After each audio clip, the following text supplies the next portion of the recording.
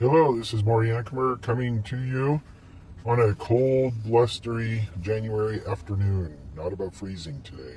I'm going to talk about youth and how often they stay, how often they go, and some of the intricacies of working with the youth in the group, within the group, and the fundamentalist community generally. If there is a community, a group of common believers in the fundamentalist community, and there are a number of them. There's the FLDS, the Centennial Park, there's a group, the AUB. Then that group has some built-in youth friendships and systems.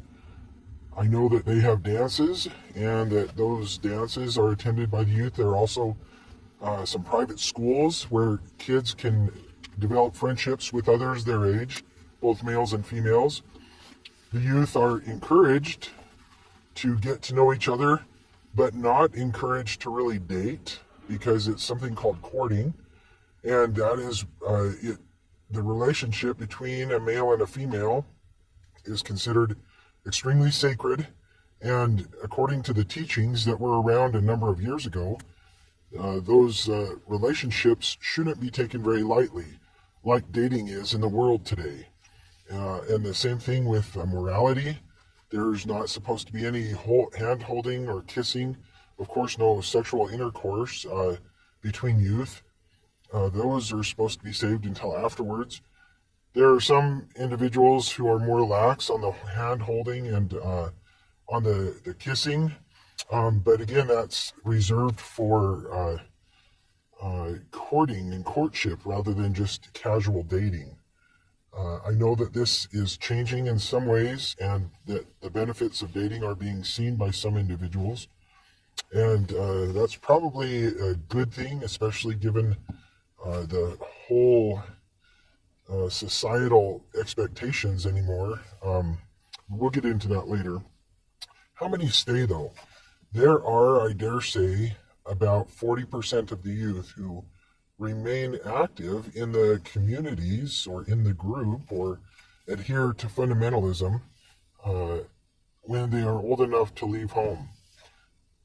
Any more, that might be a high number.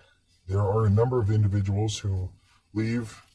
I know that some of my children have already left in their hearts. They honor and respect us as parents, and so they attend meetings with us. But I know that they don't intend on continuing with meetings afterwards. And in fact, some of my children have said that they are agnostic. I don't think that that's an unusual statistic for families generally in fundamentalism. I also want to go on record as saying that, yes, there have been and are some dictators, whether it's in families or whether it's in groups, among fundamentalists, just like there are dictators in our society generally. We see that in business as well, and I'm using that as a very broad term. Dictatorship happens, but generally this is not a cultish kind of situation, and kids can leave and not fear retribution. They fear sadness and hurting their parents' feelings for not accepting the beliefs, but my experience has been that when youth leave, they still can come back and visit with family.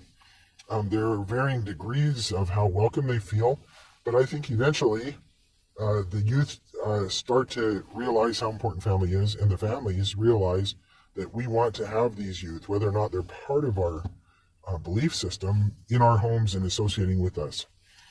So there you go. I think many youth leave, more youth than not probably leave at this point, and that is probably goes along with the statistics generally in society. So thanks for listening, and we'll delve into some more intricacies and intimacies of fundamentalism, Mormon fundamentalism, and talk about some of the hard things that fundamentalists generally don't want to talk about, but I think are an important thing for society at large generally to understand. So thanks for listening. It's Maury Ankemer, and tune in later. Please like and subscribe and share this with others.